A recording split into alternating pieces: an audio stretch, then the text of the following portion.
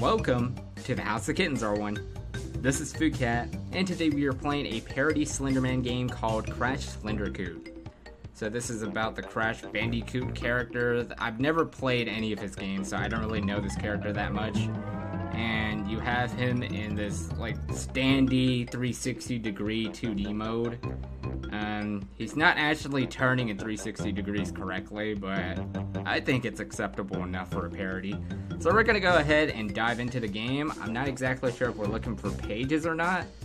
And sometimes if you play parody games and they're pretty much referencing characters like this, such as SpongeBob SlenderPants, you would grab Krabby Patties, but I don't know about this one. And they actually nailed the Slenderwoods really well here. Like, it actually looks dead like that one Google image that you see on Google all the time. So I don't understand why this person didn't replace Parsec Productions, because this person really nailed the Dark Woods very correctly. But the problem here is, where am I going to find, like, all the bathrooms and stuff? Because this looks like it's just going to be woods all the way around. Just dead woods. There's no pathway. So I really don't know how this game's going to lead up to. Is that a van? So maybe there is some stuff. You just really have to go deep dive into it. Yeah, there has to be something here. Oh my gosh. There's that one donut truck from The Simpsons. Oh, okay. I think I played the game one time.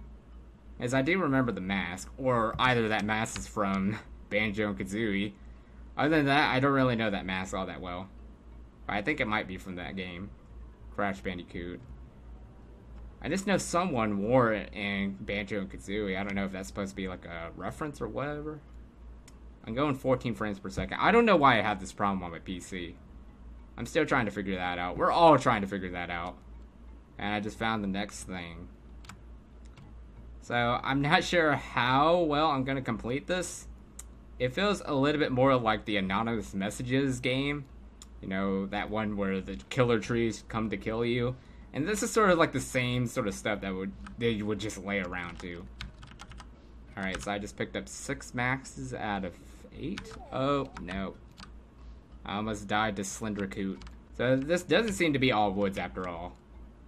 But still, there's like no pathway to follow through, so I don't know how I'm finding all of these. I think I'm just getting lucky here. It's a bit of an American Ninja platformer right here. I think it's actually working. Oh my gosh. How did I get up that? Alright, I think I might be able to make some progress after all. Just maybe if I can get on the top of this, there's probably going to be a mask up here.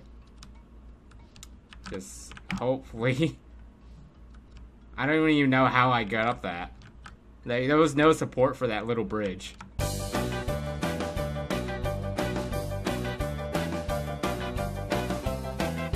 Oh, no, that was it. Did it. There we go. I think I can jump off now. What if I died? Yeah, imagine that. Okay, I didn't die. Sweet. Alright, so, yeah, there is no direction as to where to go next. I'm just going to random places and just, luckily, coincidentally finding all these places. I'm feeling pretty optimistic, though. I've finished every single Slender game I've ever played, except for maybe one, because that game developer didn't really develop that game very good. But other than that, I'm pretty confident about beating this. I just have to keep on going and going, because it doesn't look like he just dives right in front of you and then just kills you. As I'm just walking straight through and he always just teleports right behind me. Alright, so this looks like another thing. Guarantee you there will be a mask here. Okay, let's go ahead and get that. I got 4 masks to go. And why did you develop this to a point where I get stuck? I know this gameplay is really boring, but at the same time, I'm having a great time playing this. Ooh, what is that pretty thing right there? I don't know what this is, but it looks like some sort of Elder Scrolls crap. Alright, 3 more masks to go. What I like about these parody games is that the monsters are never intimidating because you know what's chasing after you, and they're not really making any sort of loud sounds. This one's just making like sort of a baby sound effect. Alright, so hopefully I can find the next mask here.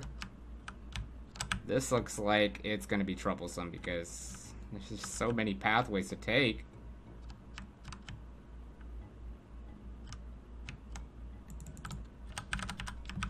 I got 2 masses left. So you just hear that. It's a baby sound effect.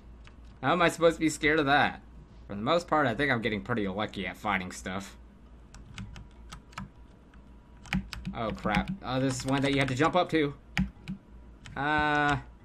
Made it. So I just have to find one more mask, and then that will be the end of the game.